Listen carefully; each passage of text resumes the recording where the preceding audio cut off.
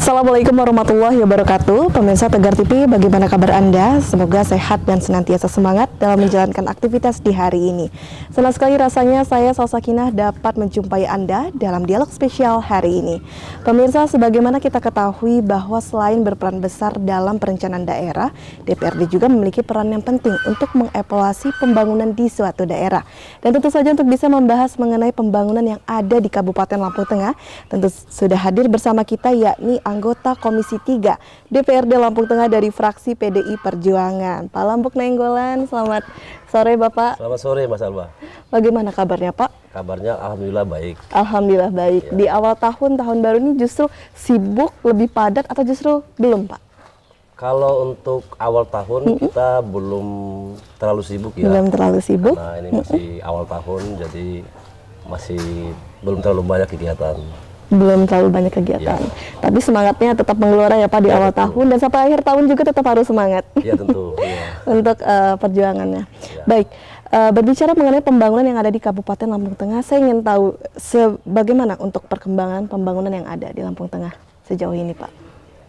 Sejauh ini pemerintah daerah tentu berupaya agar pembangunan di Lampung Tengah ini tetap berjalan baik dan lancar. Dan pemerintah daerah tentu berupaya semaksimal mungkin apa yang telah disepakati dalam RPJMD bisa dilaksanakan sesuai dengan rencana, yaitu bagaimana agar Lampung Tengah ini bisa semakin maju, semakin berkembang, dan pemerintah daerah berkomitmen untuk membangun Lampung Tengah ke depan sesuai dengan RPJMD yang sudah disepakati oleh pemerintah daerah dan juga DPRD Kabupaten Lampung Tengah. Baik, dan saya ingin tahu kalau dari kacamata Pak Lambuk sendiri, sebenarnya kualitas pembangunan itu dapat diukur dari hal apa Pak? Kalau kita bicara tentang pembangunan.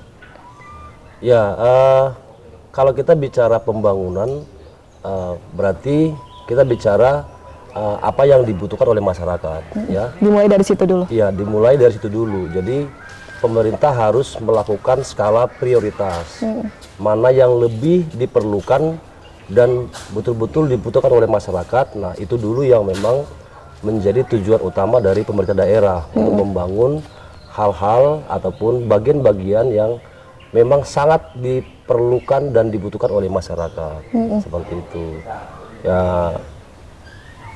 Kalau bidang yang sangat dibutuhkan oleh masyarakat adalah masalah pembangunan jalan. Pembangunan jalan juga tentunya ya tidak sembarang jalan juga yang dibangun, tetapi memang yang jalan-jalan yang memang mempunyai jumlah kendaraan ataupun jumlah aktivitas masyarakat yang lebih banyak dilakukan di jalan tersebut. Artinya ada skala prioritas. Skala prioritas lagi yang harus ditekankan ya Pak. Jadi pembangunan dapat diukur dari seberapa tercovernya kebutuhan di suatu daerah ya.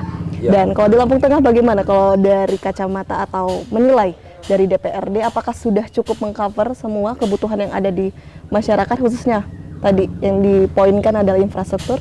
Kalau saya melihat sih di tahun 2022, kalau saya bicara masalah prestasi pemerintah daerah untuk mengcover kebutuhan infrastruktur di Lampung Tengah, ya menurut saya sih belum juga begitu bekerja secara maksimal. Belum bisa dikatakan maksimal. Kalau saya melihat sih di beberapa titik jalan yang telah dibangun tidak juga pertimbangkan faktor prioritas dan juga faktor-faktor yang memang sangat urgen dibutuhkan oleh masyarakat. Saya tidak tahu ya, karena ini kan merupakan aspirasi ya. Saya nggak tahu apakah memang aspirasi dari teman-teman dari anggota dewan, apakah aspirasi dari memang yang berasal dari bawah, dari musrenbang di kampung, kemudian di kecamatan, dan juga di kabupaten. Dan saya juga tidak melihat bagaimana pemerintah daerah bisa mempertimbangkan skala prioritas dalam menentukan titik-titik yang menjadi pembangunan jalan-jalan di Lampung Tengah. Kemudian itu yang pertama. Yang kedua, memang saya tidak bisa memungkiri, kita tidak bisa memungkiri ya, karena luasan daerah Lampung Tengah ya, kembali lagi saya harus sampaikan seperti itu. luasan jalan dan panjangnya jalan Kabupaten di Lampung Tengah ini yang memang ini menjadi sebuah kesulitan juga ya dari pemerintah untuk menentukan titik-titik di mana yang memang tepatnya jalan yang lebih dahulu dikerjakan seperti itu. Jadi anggaran yang tersedia untuk membangun jalan dengan kondisi real kebutuhan perbaikan jalan di bawah juga tidak begitu signifikan juga, sehingga pemerintah daerah juga lebih sulit. Ini mana yang duluan seperti itu ya. Di sana rusak, di utara rusak, di selatan rusak, di barat juga rusak, dan Semuanya di timur juga urgent. rusak seperti itu. Jadi semua memang ya membutuhkan tindakan secepatnya untuk perbaikan jalan. Baik, Seperti itu. inilah yang menjadi kesulitan pemerintah daerah untuk menentukan ya, karena semuanya harus urgent dilakukan. Jadi bisa dikatakan dan disimpulkan bahwa memang secara pembangunan kualitas belum ke arah baik, sudah optimal belum yang ada di Kabupaten Lampung Tengah? Kesimpulannya? Kesimpulan sih yang pertama tadi yang dalam skala prioritas belum ya. Belum secara. Yang kedua juga saya kira dari segi mutu ataupun kualitas jalan yang dibangun juga ya masih jauh dari yang seperti kita harapkan ya. Masih banyak pekerjaan yang jauh dari perencanaan. Artinya ini saya kira menjadi bahan evaluasi pemerintah daerah ya, agar ke depan ya artinya ini harus diperbaiki seperti itu. Apakah ini artinya juga Pak Lambok bahwa skala prioritas atau prioritas pembangunan yang ada saat ini belum tepat yang dipilih oleh pemerintah daerah kalau dari penilaian Pak Lambok sendiri? Kalau menurut saya sih begini ya, jadi Prioritas pembangunannya? kalau saya melihat memang ada beberapa jalan itu yang memang dibangun hanya 100 meter seperti itu ya. Hanya 100 meter? Iya, jadi kalau kita melihat kebutuhan dari pembangunan jalan kan ya, kalau hanya 100 meter yang dibangun itu kan tidak terlalu membuat sebuah solusi permasalahan kebutuhan jalan yang baik di bawah seperti itu. Artinya bahwa kalau di tiap titik itu hanya dibangun 100 meter, artinya ini bukan juga menjadi sebuah solusi yang terbaik. Saya kira tentukan dulu titik yang memang jalan-jalan yang sangat dibutuhkan oleh masyarakat ya.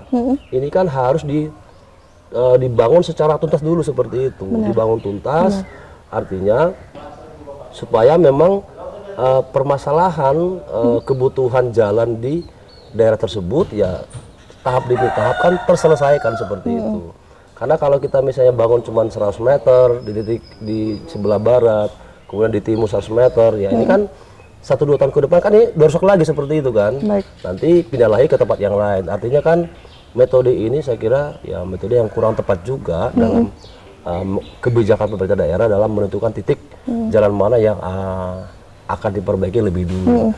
Jadi usul saya sih artinya ya jalan yang memang menjadi skala prioritas dibangun dulu sampai tuntas, nanti baru beralih ke daerah lain yang memang lebih dulu harus diperbaiki. Seperti itu. Apakah hal tersebut sudah dikomunikasikan dan sejauh mana kalau respon? Saya lihat kan ini kan dari evaluasi penilaian saya, pengawasan saya dari tahun 2022 seperti itu loh. Jadi 2022. Ya mudah-mudahan kan untuk 2023 ada perkembangan. Ada dari artinya dari masukan-masukan nanti yang akan kami berikan kepada pemerintah daerah, artinya ini menjadi pertimbangan buat pemerintah daerah seperti itu agar merubah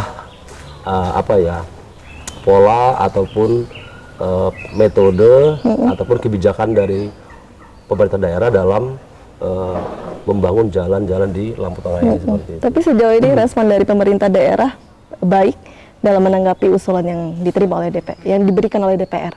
Selama ini sih pemerintah daerah ya tentu pasti mempertimbangkan apa yang diusulkan oleh dari teman-teman dewan, terutama di Badan Anggaran ya, dan juga dari hasil hearing di masing-masing komisi. Artinya pemerintah daerah pasti memperhatikan masukan-masukan, tapi ya mungkin tidak keseluruhan ya. Misalnya ada masukan 5, mungkin 1 yang diakomodir seperti itu. Jadi masih dipertimbangkan. Pak Lampu, nanti kita lanjutkan kembali perbincangan kita, dan untuk pemirsa jangan kemana-mana, tetap di Dialog Spesial.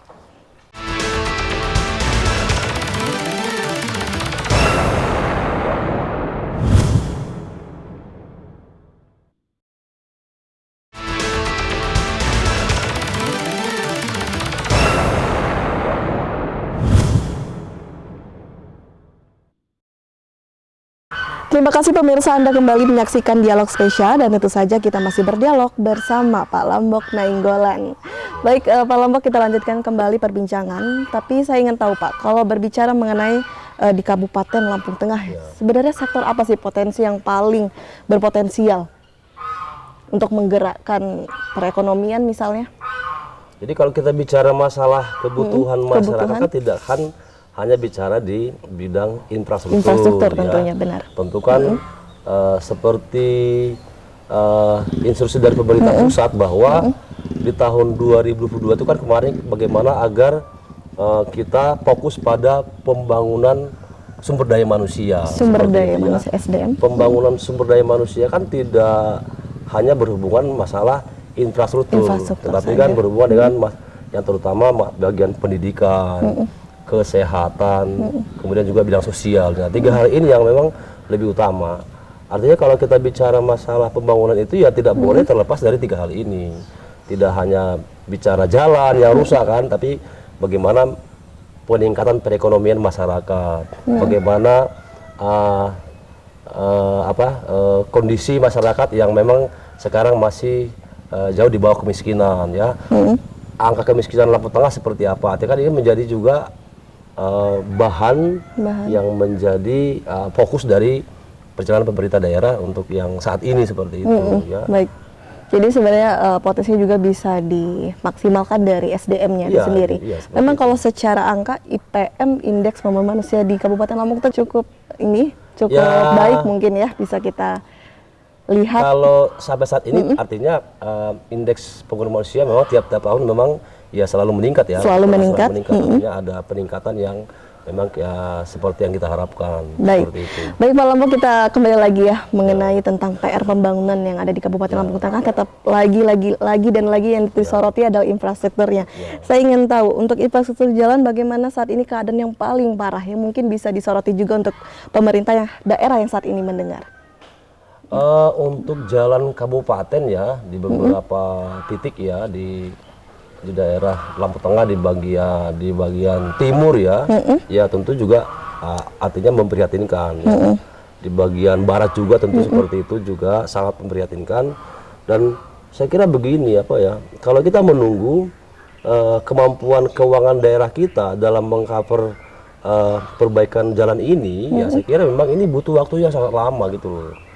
Butuh waktu yang sangat lama. Artinya memang bagaimana pemerintah daerah ini mengambil sebuah solusi ya, agar pendanaan kita ini kan tidak hanya di-cover oleh APBD juga, tapi bagaimana agar jalan-jalan ini juga bisa dibantu dari mungkin konsorsium yang lain lah, mungkin dari APBN atau mungkin dari mana. Karena dengan ada bantuan dari luar seperti APBN ya artinya ini akan mempercepat proses perbaikan jalan di infrastruktur di Lampung Tengah ini. Ya. Dan kalau dari APBD memang total anggaran yang terserap dari APBD berapa persen sih Pak? Kira-kira kalau tidak tahu pastinya. Kalau di Lampung Tengah sih, kalau kisaran anggaran untuk infrastruktur kan ada kisaran antara 300 sampai 400 miliar per tahun.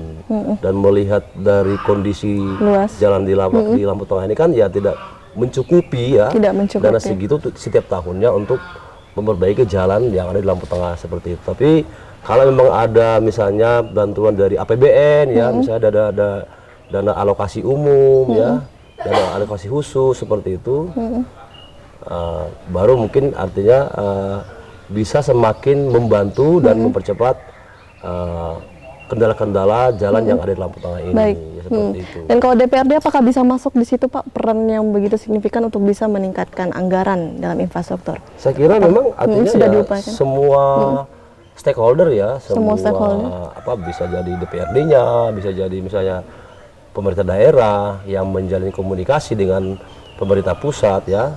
Karena dengan kondisi yang memprihatinkan seperti ini kan, kondisi Lampung Tengah ya, dengan begitu banyaknya, begitu panjangnya jalan-jalan yang rusak kan, ya artinya kan ini menjadi sebuah keprihatinan bersama lah seperti itu. Jadi jangan hanya Pemda Lampung Tengah saja yang menjadi bertanggung jawab, tapi saya kira juga pemerintah pusat juga artinya harus juga memberikan perhatian.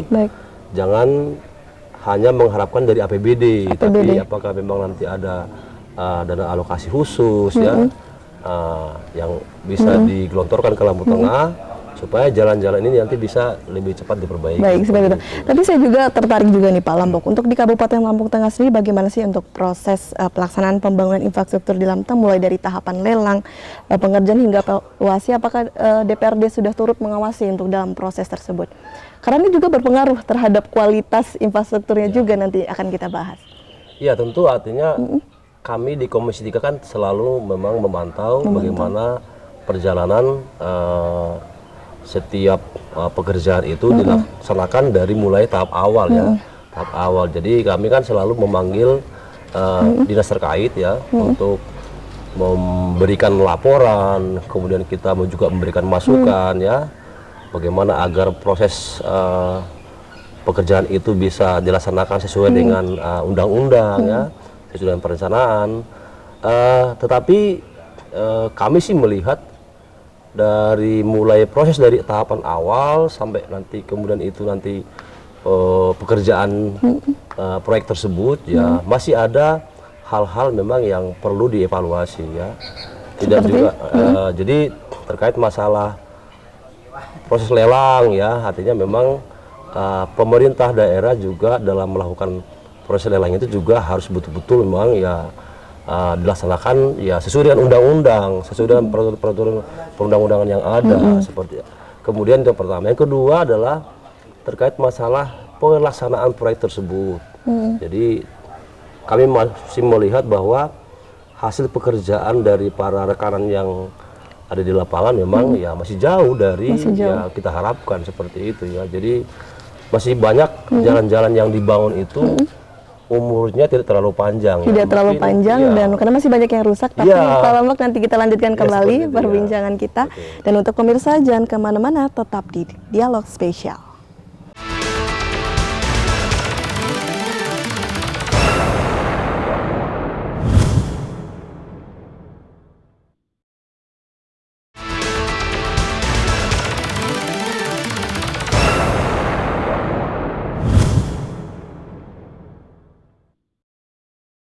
Terima kasih pemirsa, Anda kembali menyaksikan Dialog Spesial.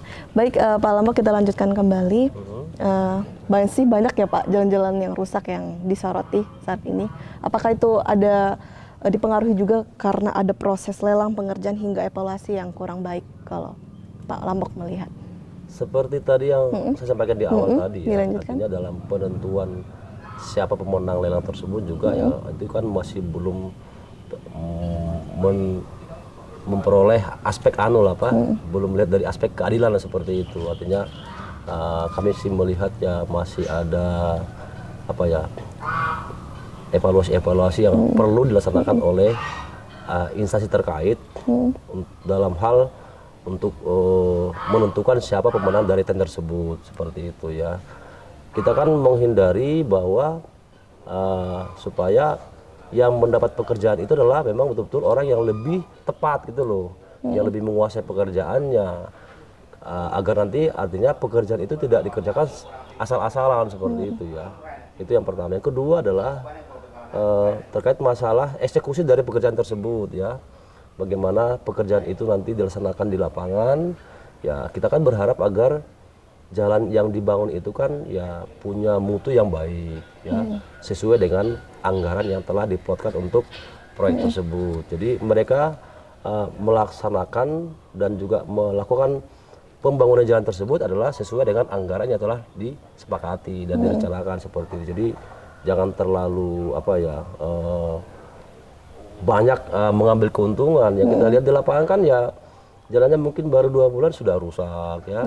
Kemudian mereka tambal karena kita misalnya kasih teguran, cuma ditambal saja seperti itu, nanti nggak lama rusak lagi. Dan artinya kan ya sampai kapan jalan di Lampung Tengah selesai kalau memang seperti ini caranya kan seperti itu. Ya. Jadi harapan kita ya terus kita berharap agar pemerintah daerah memperbaiki kinerjanya dari mulai proses penunjukan pemenang lelang, kemudian juga bagaimana rekanan tersebut dalam melaksanakan tender itu ya, perbaikan membangun jalan itu ya dengan baik sesuai dengan anggaran yang telah disediakan dan juga perencanaan yang telah disepakati. Seperti itu. Kadang terlihat memang benar ada permainan di situ ya Pak ya? Ya, saya kira sih iya ya, karena saya kira terbukti bahwa jalan-jalan yang dibangun itu kan ya sudah banyak rusak sampai sekarang kan seperti itu. Baru dikerjakan sudah mulai Ya. rusak kembali. Yang dibangun hanya 100 meter, 200 meter, kemudian baru 2 bulan sudah rusak seperti itu. Ya, ini kan artinya kita mengambil kesimpulan berarti kan ada yang tidak benar kan. Ada yang gitu, tidak benar dalam hal prosesnya. mengerjakan proyek tersebut ya. Karena dalam menentukan sebuah pekerjaan itu kan memang dilaksanakan lewat apa ya? Pengawasan, lewat survei dulu, kemudian kajian dulu ya. Termasuk juga menentukan berapa anggaran yang dibutuhkan untuk proyek tersebut. Artinya memang sudah melalui dari sebuah proses yang memang supaya nanti dihasilkan ya pekerjaan yang baik. Baik, harusnya sudah terukur ya Pak ya? Ya, sudah terukur seperti itu. Tapi kalau memang toh juga hasilnya tidak baik, berarti kan ada yang tidak benar. Ada yang tidak benar. Dan dari eksekutif bagaimana responnya? Tahu persis pasti mengenai permasalahan ini, bagaimana DPR? Tentu kan ini kan kita harus memanggil dulu toh, memanggil dulu ya dinas terkait, Dinas kemudian terkait. memanggil yang mendapatkan apa pekerjaan. Berarti belum dipanggil sejauh ini masalah yang sudah ditemukan di tahun kemarin ya Pak? Ini kan Atau yang baru? saya sampaikan kan ini kan yang memang pekerjaan-pekerjaan yang dilaksanakan dari hasil anggaran perubahan yang memang dikerjakan di bulan November Desember gitu loh. Di akhir tahun. Ketika di akhir tahun. Nah, setelah akhir tahun kan ini kan baru tahun 2023. Nah, ini kan kami mendapat laporan dari masyarakat. Baru Kami masuk. juga melihat realita di lapangan. Artinya kami ya sudah punya bahan ini yang akan nanti kami diskusikan, kami hearingkan dengan Dinas Bina Marga dan juga kami tentu akan juga meminta penjelasan dari ya, rekanan yang memang sudah mendapat pekerjaan seperti itu. Seperti itu ya? Artinya agenda untuk tahun 2023 seperti Tahun itu. 2023. Iya, Oke, baik. Untuk agenda tahun 2023 sebenarnya kalau dari Komisi 3 DPRD ya, Pak Lambok, upaya pengawasannya itu benar-benar turun nggak nih ke lapangan? Karena banyak sekali isu yang beranggapan bahwa DPR tidak melakukan pengawasan secara langsung Sebenarnya sih enggak dan juga lain lah, sebagainya. ya. Karena kan Tidak begini loh, nyatanya.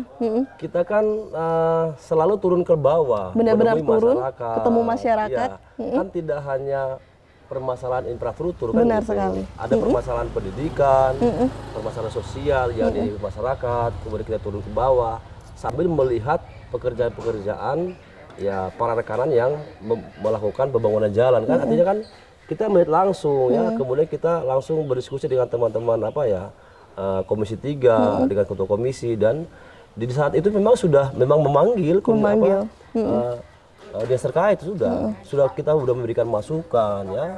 Karena pengawasan juga udah benar-benar dimaksimalkan Iya, ya Pak sudah, ya. sudah. Tapi memang kok seperti ini kan Seperti gitu. ini. Iya.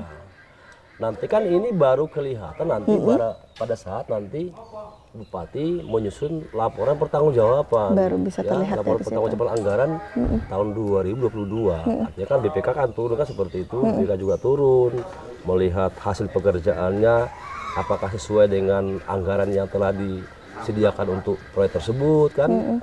BPK juga kan akan melihat nanti itu nanti terlihat di saat Bupati melaporkan laporan pertanggungjawaban anggaran 2022 seperti itu. Baik, oke, dan kalau misalnya saya simpulkan ya Pak, bahwa jadi sejauh ini yang ada di Kabupaten Lampung Tengah, hambatan yang paling terbesar berada di anggaran berarti ya Pak ya? Ya tentu di anggaran, ya Tentu di pertama anggaran? juga ya seperti itu. Memang ada faktor lainnya selain anggaran yang kalau Pak Lambok menilai?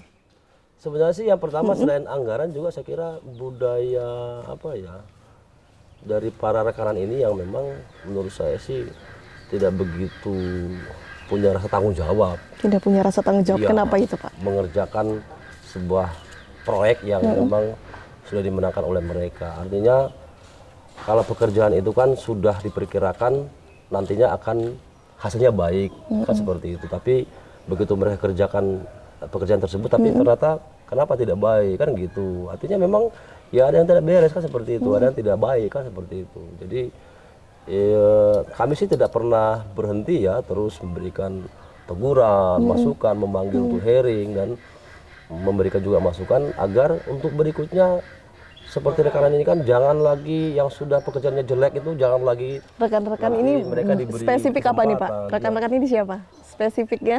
Saya sih tidak bisa menyebut. Tidak bisa menyebutkan. Tapi saya kira rekanan yang sudah memang punya rapor buruk, saya kira untuk berikutnya jangan dikasih lagi kesempatan lah. Jangan dikasih lagi kesempatan. Langsung di blacklist saja gitu loh. Ya. Sudah terlihat pekerjaannya jelek, tidak bagus, sudah nyata-nyata misalnya apa jalannya baru 2 bulan sudah rusak, ya ngapain lagi? Jangan diberi kepercayaan lagi. Langsung blacklist saja. Langsung udah. blacklist. Iya seperti itu. Baik, itu mungkin nanti konsep baru untuk tahun 2023 Ya. dan kedepannya. Ya. Baik, Pak Lembok, nanti kita lanjutkan kembali perbincangan kita, dan untuk pemirsa jangan kemana-mana, tetap di Dialog Spesial.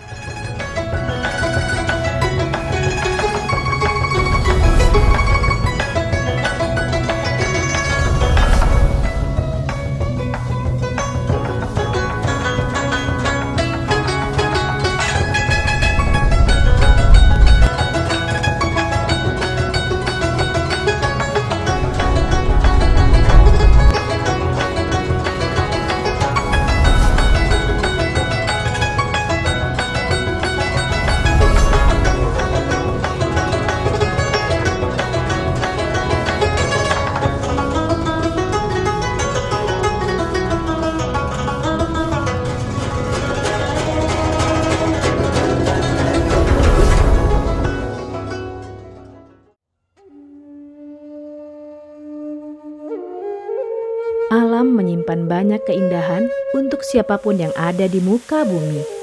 Kesegaran udaranya mampu menyehatkan tubuh. Sin Seming adalah keturunan Cina dan Jawa, terlahir sebagai seorang penyembuh. Sejak kecil, sudah lama mempelajari tanaman obat. Dengan memadukan racikan ramuan tradisional Cina dan Jawa kuno, Sin Seming mampu mengobati berbagai macam penyakit, baik penyakit berat maupun ringan. Terapi Sin Seming memberikan racikan ramuan tradisional dengan memperhatikan detail komposisi bahan terbaik. Kita dari turun-temurun, atau ibarat kita bilang dari oma atau dari nenek. Kita mengetahui titik saraf itu tidak gampang, karena salah satu untuk mengetahui bahwa titik saraf itu bukan hanya dari belajar aja, itu harus ada dari keturunan. Nama saya Bapak Sunadi. Nah, keluhan saya diabetes sama lemah syahwat. Saya setelah berobat di Sin Seming itu sekali terapi aja udah.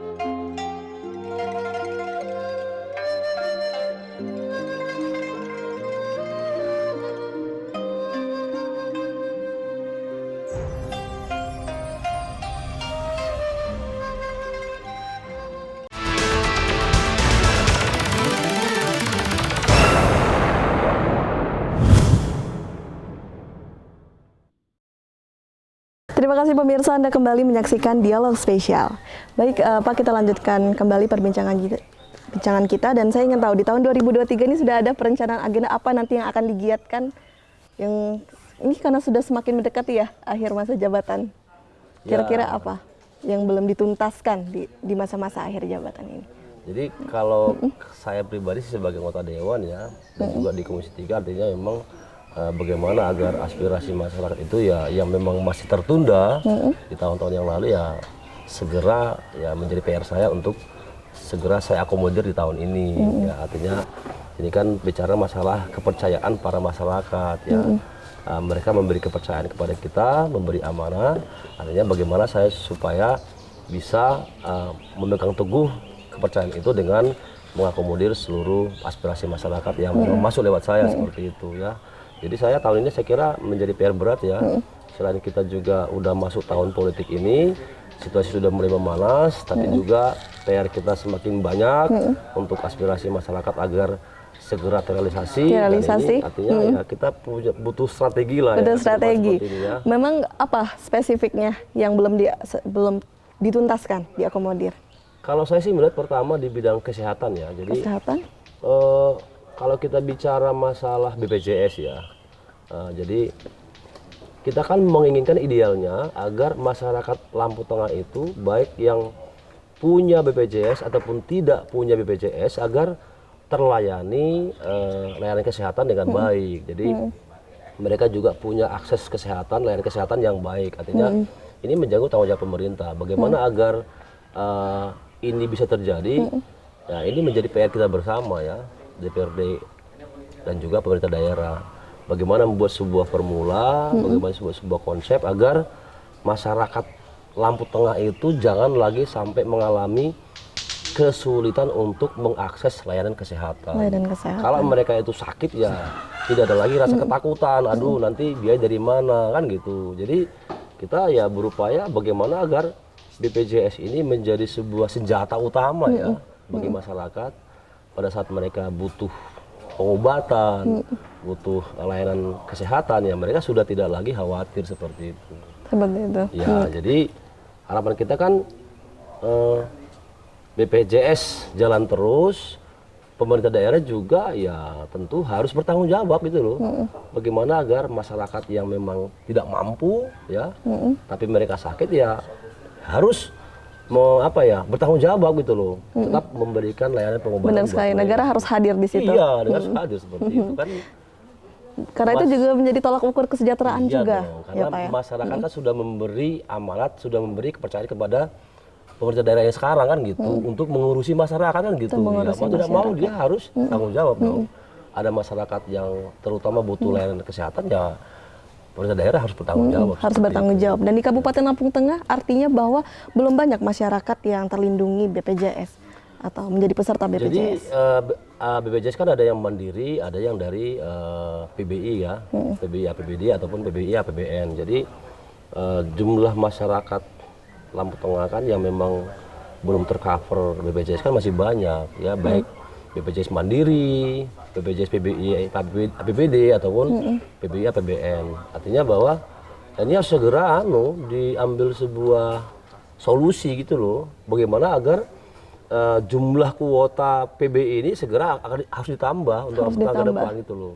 Kalau tahun lalu kan kita mendapatkan jatah sekitar 60 ribuan BPJS PBI ya, artinya tahun ini ya kita harus mendapat target itu minimal 2 kali lipat. 2 kali lipat. Supaya semakin banyak masyarakat Lampung Tengah yang tercover BPJS. Jadi masyarakat tidak lagi khawatir kalau dia sakit, kan dia memikirkan tidak ada biaya kan ya, supaya tidak ada lagi kejadian seperti itu. Kejadian seperti itu. Dan upaya DPRD bagaimana untuk bisa meningkatkan target tersebut, Pak? Tentu ada peran di sini.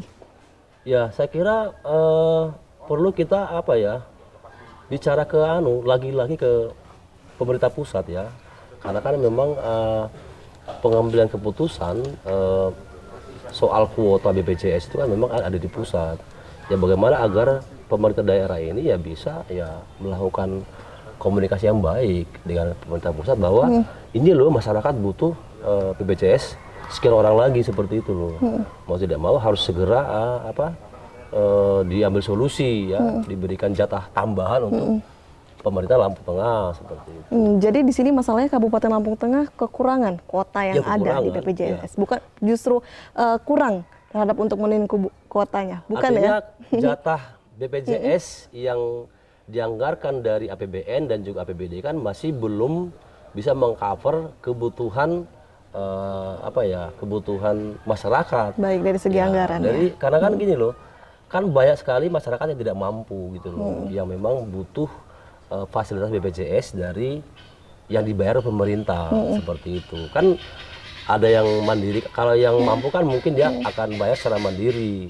Tapi masyarakat yang tidak mampu kan ya dia diam saja. Kalau mereka diam saja berarti kan pemerintah daerah harus hadir di sana. Hadir di sana. Dan DPRD untuk peran di sini bagaimana? Saya kira ini tahun ini kami akan mendorong akan mendorong dengan artinya segera kita lakukan sebuah upaya seperti agar jatah ataupun kuota BPJS PBI untuk tahun 2023 segera ditambah. Upaya apa spesifik yang akan dilakukan ini Pak Lampung? Ya kita harus duduk bersama dulu. Kita memanggil dinas terkait, misalnya dinas sosial yang pertama, kemudian dinas kesehatan, kemudian kita bicara apa upaya kita seperti itu. Jadi nanti kan mereka kan yang memang biasa mengurusi ini ya, artinya kalau memang dipandang perlu kita harus lobby ke pemerintah pusat ya, ya ayo monggo silakan gitu loh. Apa upaya kita gitu loh. Kalau memang kita mau melobi pemerintah pusat agar ditambah kuotanya, ayo kita lakukan seperti itu. Ayo dilakukan Ya seperti kan tentu itu. kan ada prosedur nih, prosedur SOP lah atau apapun cara-cara yang dilakukan oleh pemerintah daerah untuk pengajuan kuota tersebut kan seperti itu. Kan tidak mungkin dengan cara-cara yang tidak pasar seperti itu. Misalnya apa misalnya kan, jadi harapan kita kan agar ke depan masyarakat yang tidak mampu ini apa ya betul-betul memang sudah dimasukkan dalam data terpadu keluarga sejahtera gitu loh, DTKS ini. Artinya kita punya data real ya yang memang sudah masuk dalam data keluarga-keluarga yang memang harus dibantu lewat layanan BPJS. Tapi mungkin selama ini kan belum semua masyarakat yang memang butuh BPJS terdata di data pemerintah daerah. Jadi karena kan kalau datanya ada ya dan memang di cross check betul apa adanya, baru kita bisa mengajukan ke pemerintah pusat. Tapi kalau datanya nggak ada kan, kan pemerintah juga tidak bisa mengambil sebuah apa ya, kita minta nambah jatah, datamu mana kan seperti itu. Baik, seperti itu. Jadi datanya kan harus kita masukkan dulu semua ya di data DTKS ya. Nanti sudah terlihat kondisi masyarakat Lampung Tengah memang butuh BPJS ya dengan sekian puluh ribu orang. Nah nanti baru kita ajukan ke pemerintah pusat. Baik Pak Lambo, dan itu akan yang diupayakan di tahun ini ya, agar masyarakat juga bisa mendengar, agar menjadi transparan bahwa DPRD Kabupaten Lampung Tengah benar-benar bekerja dan berjuang untuk ini. Baik Pak Lambang, nanti kita lanjutkan kembali. Dan untuk pemirsa jangan kemana-mana, tetap di Dialog Spesial.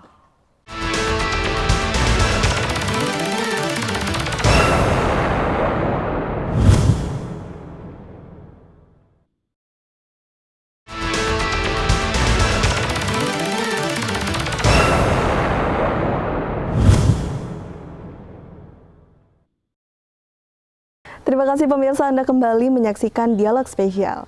Baik Pak Lambang, kita lanjutkan kembali perbincangan kita. Saat ini kan tahun 2023 dan kita akan menyambut tahun 2024 pemilu. Saya ingin tahu bagaimana dari Pak Lambok termasuk tim yang pro atau kontra terhadap sistem tertutup, atau justru lebih pro terhadap yang terbuka?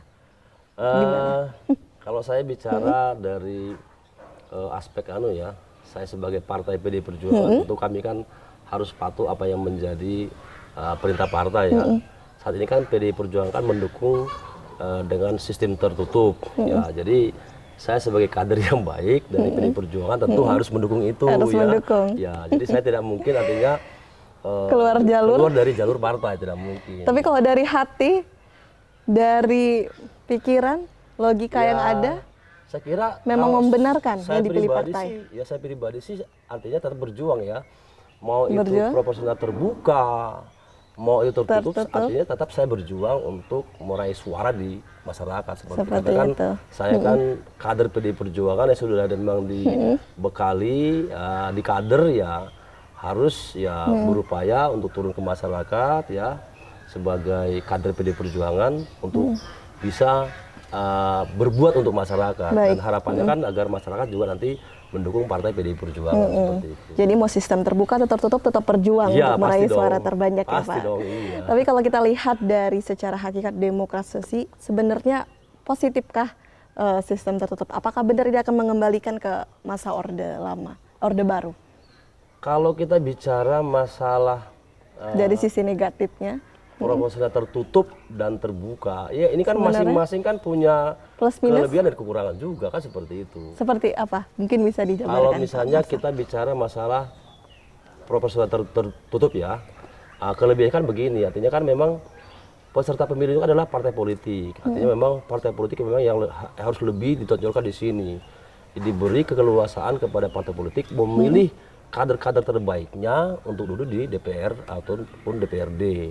Ya, kemudian kan kita harus memang berupaya untuk mengurangi money politik lah, karena dengan upaya proporsional tertutup ini kan artinya harapan kita agar money politik ini semakin berkurang untuk di masyarakat. Itu artinya plusnya ya. Tapi kalau kita bicara masalah negatifnya ya, kekurangannya memang masyarakat itu memang tidak begitu melihat secara nyata wakil-wakil yang memang akan duduk di DPR ataupun DPRD tersebut.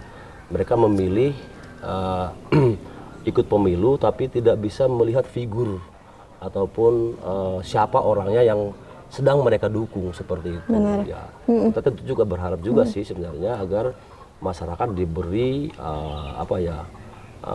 kebebasan, masyarakat diberi keleluasaan mereka untuk memilih siapa wakil dia yang memang dia bisa percayakan untuk duduk di DPRD seperti itu. Ini plus minusnya seperti Plus itu. minusnya seperti itu. Jadi jika kita ingin mengedepankan kebutuhan, kepentingan masyarakat, maka sistem terbuka yang akan lebih tepat. Benar seperti itu, Pak Lambok? Kalau saya pribadi sih, Mbak Salwa, mau terbuka, mau tertutup sama aja. Sama saja. Tapi Sama kalau untuk aja. kepentingan masyarakat, sistem terbuka. Tetap bisa, tertutup tetap bisa. Karena Tertutup kan bagaimana menguntungkan dari Karena kan masyarakat? begini loh, partai ini kan, apalagi Partai PD Perjuangan ya sudah besar ya, ya kan mereka sudah punya program kerja ya, bagaimana agar kader-kadernya itu bisa dikader, dididik, dibina menjadi ya calon-calon anggota dewan yang memang betul-betul memang Yang sesuai berkualitas. dengan diharapkan oleh masyarakat seperti itu. Karena kan partai ini kan menjadi sebuah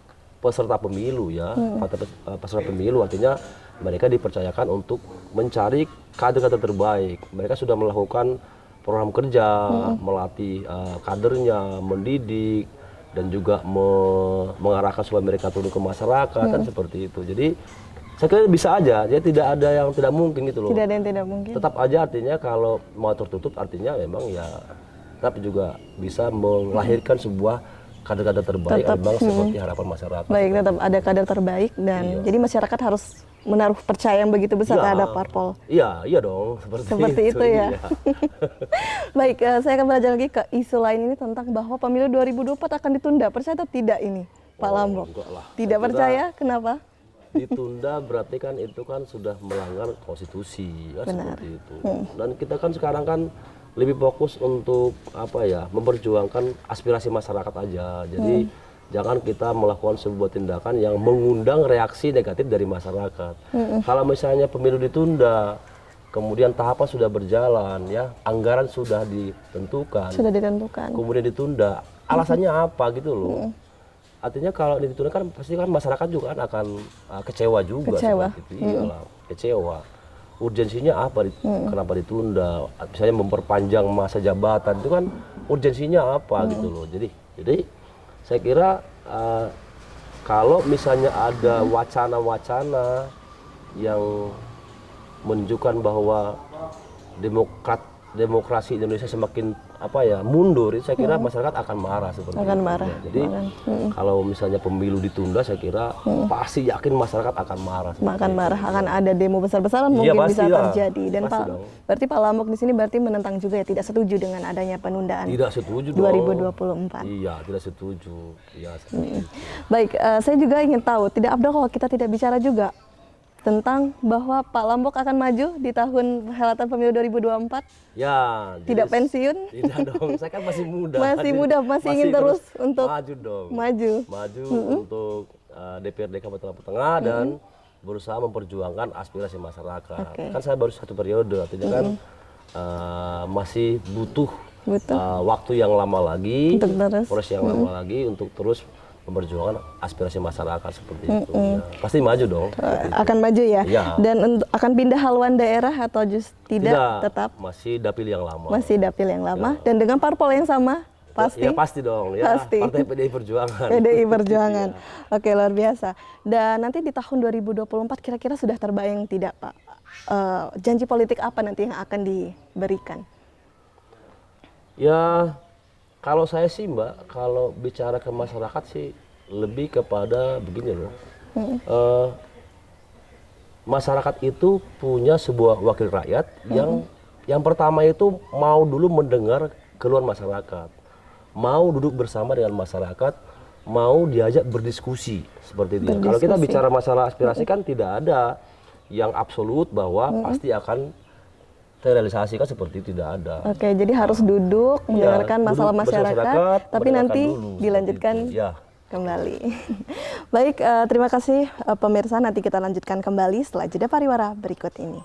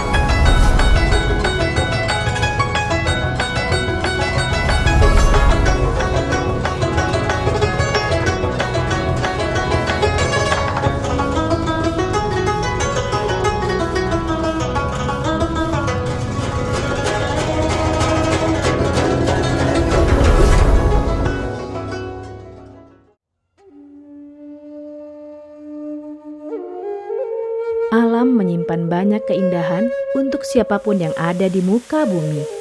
Kesegaran udaranya mampu menyehatkan tubuh. Sin Seming adalah keturunan Cina dan Jawa, terlahir sebagai seorang penyembuh. Sejak kecil, sudah lama mempelajari tanaman obat. Dengan memadukan racikan ramuan tradisional Cina dan Jawa kuno, Sin Seming mampu mengobati berbagai macam penyakit, baik penyakit berat maupun ringan.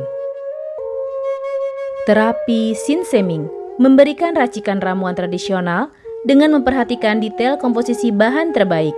Kita dari turun-temurun, atau ibarat kita bilang dari oma atau dari nenek. Kita mengetahui titik saraf itu tidak gampang, karena salah satu untuk mengetahui bahwa titik saraf itu bukan hanya dari belajar aja, itu harus ada dari keturunan.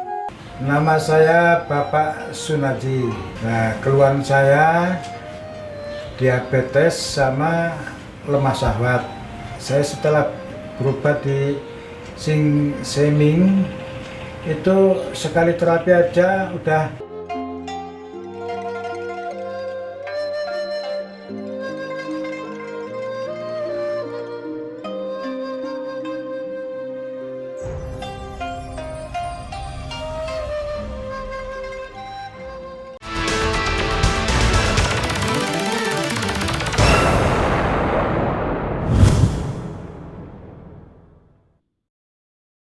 Terima kasih pemirsa, Anda kembali menyaksikan Dialog Spesial. Baik, Pak Lampo, kita lanjutkan kembali. Apa janji politik nanti yang akan dibawa di tahun depan? Saya sih berkomitmen ke depan agar saya lebih rajin turun ke bawah, mendengarkan keluhan masyarakat, bersama dengan masyarakat, berdiskusi bersama, sharing bersama apa permasalahan yang memang terjadi di masyarakat. Artinya kalau memang masyarakat bisa mengambil solusi dari permasalahan mereka, saya kira akan saya berikan masukan ya. Jadi tidak perlu misalnya pemerintah daerah yang harus mengambil sebuah tindakan untuk mencari solusi dari permasalahan yang mereka hadapi. Contoh misalnya ya, yang saya alami selama ini. Jadi ada sebuah misalnya gorong-gorong yang menurut saya sih itu paling memakan biaya habis sekitar 1-2 juta lah seperti itu ya. Tapi masyarakat membiarkan gorong-gorong itu rusak ya, dan tidak ada upaya. Mungkin mereka berharap agar Pemda mengambil sebuah solusi, ya menganggarkan. Tapi kan kita melihat anggarannya paling kan cuma sekitar 1-2 juta. Nah, ini kan saya beri masukan kepada masyarakat, Bapak Ibu, pekerjaan seperti ini kan tidak perlu harus Pemda yang mengambil solusi. Cukup masyarakat juga bisa. Ayo kita gotong royong bersama. Tanpa saya juga ikut kontribusi, dan juga orang-orang di lingkungan itu juga memberi kontribusi, akhirnya terkumpul dana sekitar 2 juta, langsung kami gotong royong dan selesai gitu loh. Jadi hal-hal seperti itu juga yang perlu saya diskusikan dengan masyarakat. Jadi jangan semua apa-apa permasalahan di bawah itu harus Pemda yang mengambil solusi, tidak. Masyarakat juga boleh. Harus merakyat itu benar. Iya loh, harus dong. Harus benar ya. Jadi tidak merasa bahwa masyarakat itu adalah bawahan, DPR dan atasan, tidak, tapi setara ya untuk sama-sama kemajuan daerah. Kemudian kalau dari segi anggaran bagaimana? Apakah sudah disiapkan sedemikian rupa untuk bisa maju atau justru tidak kalau dari Pak Lampo? Kalau saya sih melihat begini ya. Jadi saya kan sekarang kan masih menjabat nih. Sekarang udah hampir tahun keempat, dan selama ini kita kan memang kan sudah ada ya program yang kita bagikan ke masyarakat seperti itu. Jadi masyarakat sih tidak lagi melihat ya dari faktor logistik atau finansial di saya seperti itu. Artinya saya sih yakin gitu ya. Yakin seperti itu. Yakin bahwa orang-orang yang akan mendukung saya sih tidak lagi melihat dari faktor finansial, tidak. Faktor Tapi finansial. bagaimana aspirasi yang mereka sampaikan lewat saya bisa nanti saya perjuangkan. Saya kira itu yang saya lihat ya di lapangan ya, dari beberapa konstituen yang saya sudah temui di bawah, temui di masyarakat, ajak ngobrol, tim yang saya kumpulkan, mereka lebih mengedepankan itu, bukan mengedepankan uang, tidak, tapi bagaimana agar aspirasi mereka itu bisa terakomodir ya, dan saya bisa perjuangkan meskipun ya mungkin tertunda kan, mungkin tahun depan atau tahun berikutnya seperti itu ya. Karena kalau soal hasil kan ini kan itu masalah soal waktu saja seperti itu. Kalau nggak tahun ini tahun depan seperti itu. Tapi Ya. harapannya di tahun depan bisa. Harapan saya ya aspirasi masyarakat ya bisa saya bawa dan saya kawal sampai itu terrealisasi seperti itu. Baik. Ya. Tapi apakah mungkin menang untuk dalam hal legislatif ya, menjadi DPR bisa menang tanpa adanya money politik, Pak? Kalau secara realita. Menurut saya sih begini ya, kita kan harus memberikan pendidikan politik yang baik kepada masyarakat gitu loh. Jadi kenapa tidak mungkin gitu loh. Jadi masyarakat kita ini kan ya harus kita berikan pendidikan politik yang baik seperti itu. Kalau memang ada situasi yang tidak baik di masyarakat, ya kita sebagai pejabat, sebagai anggota dewan kan juga harus mengarahkan masyarakat juga Mengarahkan seperti itu. masyarakat Iya juga. dong. Jangan kita biarkan seperti itu. Kalau memang itu salah kan, ya kita bersama-sama dengan masyarakat duduk bersama dan diskusikan bahwa ini tidak baik. Baik. Tapi juga tentu kita harus buktikan ya secara pribadi ya bahwa itu tidak baik. Tapi kalau kita bilang tidak baik tapi kita diam saja kan ya sama aja bohong seperti itu. Artinya mungkin atau tidak, Pak Lambok? Ya mungkin saja. Mungkin saja Iya untuk dong, bisa menang tanpa adanya money politik. Karena Ya. bukti juga ya Pak Lambok juga tidak seperti itu menang saat periode kemarin. Ya saya tidak mengadakan uang, tapi Tidak, kan benar. pasti butuh biaya ya. Karena kalau kita maju kan butuh biaya, beli bendera, pasang banner ya, Baik. operasional tim, juga konsumsi segala macam kan ya butuh biaya itu kan gitu. Tapi tentunya biaya bukan untuk kamu pilih saya akan beri ini, Oh, enggak tidak lah. justru ya. Enggak. Tidak ada, tapi kerja nyatanya ya Betul, Pak ya. ya, Oke. kerja nyatanya. Baik, dan untuk harapan di tahun 2024 mungkin bisa diberikan sebagai closing statement untuk pemirsa di rumah. Masyarakat Lampung Tengah, saya berharap agar masyarakat lebih cerdas untuk menentukan wakil-wakil rakyatnya, yaitu calon-calon yang betul-betul mau turun ke bawah, mampu berkomunikasi yang baik, punya integritas dan juga berjiwa sosial. Maka dengan demikian, maka masyarakat tidak akan dibohongi dengan janji-janji manis, dan harapan saya pribadi juga berharap bisa dan mampu melakukan hal seperti itu. Terima kasih. Baik. Ya. Oke, kalau begitu semoga sukses ya Pak di pemilu 2024. Amin, bersama. Sukses dan sehat selalu. Amin. Dan tak lupa saya ucapkan terima kasih juga untuk pemirsa yang ada di rumah. Kita doakan semoga kita semua dapat mensukseskan pemilu 2024 dengan kompetisi yang sehat agar melahirkan generasi atau pemimpin yang berkualitas. Saya Salsa Sakinah, mewakili kru yang bertugas hari ini pamit undur diri. Wassalamualaikum warahmatullahi wabarakatuh. Sampai jumpa.